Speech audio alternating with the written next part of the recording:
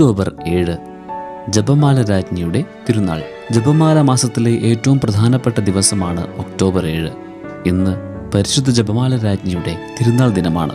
ലോക ചരിത്രത്തിൽ ജപമാലയുടെ ശക്തി സുവർണ ലിപികളാൽ എഴുതപ്പെട്ട ദിവസം. ജപമാല ഒരു ഭക്തി മാത്രമല്ല, അത് യുദ്ധങ്ങളെ തോൽപ്പിച്ച, രാജ്യങ്ങൾക്ക് സ്വാതന്ത്ര്യം നേടിക്കൊടുത്ത ദൈവമാതാവ് തൻ്റെ മക്കൾക്ക് നൽകിയ അത്ഭുത ആയുധമാണ്.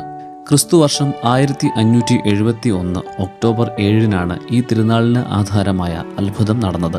അക്കാലത്ത് ഓട്ടോമൻ സാമ്രാജ്യത്തിൻ്റെ ശക്തമായ നാവികപ്പട യൂറോപ്പിനെ ആക്രമിക്കാനൊരുങ്ങി.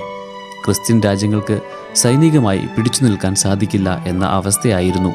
വിശുദ്ധ പിയൂസ് 5 മാർപ്പാപ്പ സൈനികരെ ആശീർവദിക്കുകയും യൂറോപ്പിലെ എല്ലാ വിശ്വാസികളോടും മുട്ടുകുത്തി ജപമാല ചൊല്ലാൻ ആഹ്വാനം ചെയ്യുകയും ചെയ്തു.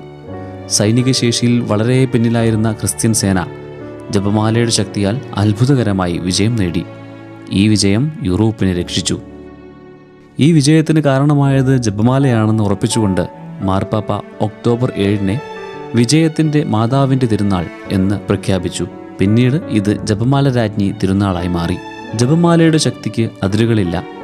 നമ്മുടെ ജീവിതത്തിലെ ഏറ്റവും വലിയ പ്രതിസന്ധികളെ, കുടുംബത്തിലെ യുദ്ധങ്ങളെ, സമൂഹത്തിലെ തിന്മകളെ, ഇവയെല്ലാം തകർക്കാൻ നമുക്ക് ഈ സ്വർഗീയ ആയുധം ഉപയോഗിക്കാം.